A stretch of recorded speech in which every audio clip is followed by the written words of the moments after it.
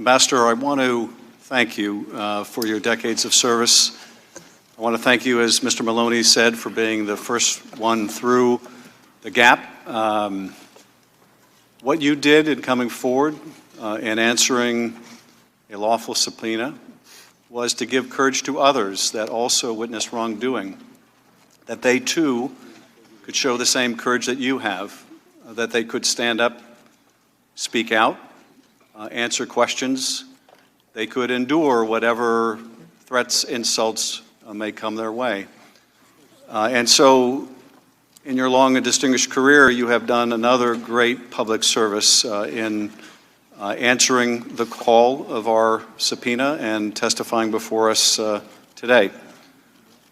I think you gathered from our comments that we not only grieve for what you went through, but what damage is being done to the State Department, to career federal foreign service officers all over the country. I am profoundly grateful to you and Mr. Kent and Ambassador Taylor, who have done so much in the last 2 days or 3 days to show the American people the face of our diplomatic corps. The extraordinary public servants who work all around the world in very dangerous places as you have. And so I'm glad they've gotten to see you, because you're often vilified as bureaucrats, or diplomacy is diminished as unimportant. Anything other than the military doesn't really matter, when it's your efforts that often prevent us from going to war. Sometimes you're disparaged as the deep state. But what you are is what holds this country together, what holds our foreign policy together, what makes it seamless, what makes it work. And I'm glad America gets to see that. I will just emphasize once again about the importance of your testimony. Mr. Kent and Ambassador Taylor gave us the broad outlines of this story. This is a story about an effort to coerce, condition, or bribe a foreign country into doing the dirty work of the president. Investigations of his political rival, by conditioning U.S. taxpayer money, by conditioning a meeting that President Zelensky desperately wanted and needed to establish that relationship with the most powerful patron of Ukraine, the United States of America. The fact that they failed in this solicitation of bribery doesn't make it any less bribery, doesn't make it any less immoral or corrupt. It just means it was unsuccessful.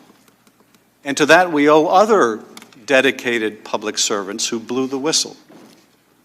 Had they not blown the whistle, we wouldn't be here. And I think it is appalling that my colleagues continue to want to out this whistleblower so that he or she can be punished by this president. But let's underscore once again, while you are the beginning of this story, you're not the end of it, but nonetheless, the beginning is important, because the beginning of the story is an effort to get you out of the way, an effort by Rudy Giuliani and Fruman and Parnas and corrupt Ukrainians like Lutsenko to get you out of the way, because they felt you were an impediment to these political investigations the president so desperately wanted. Giuliani has made it abundantly clear he was in Ukraine on a mission for his client, for the president, to investigate the Bidens. And you were viewed as an obstacle that had to go, not just by Giuliani, but by the President of the United States. And if people had any doubt about it, they should do what the president asks: read the transcript. And what they'll see in that transcript is the president praises the corrupt. He praises the corrupt, Lutsenko.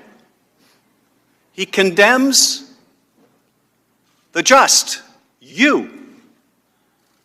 And then he asks for an investigation of the Bidens. There is no camouflaging that corrupt intent. Hey, NBC News viewers, thanks for checking out our YouTube channel. Subscribe by clicking on that button down here, and click on any of the videos over here to watch the latest interviews, show highlights, and digital exclusives. Thanks for watching.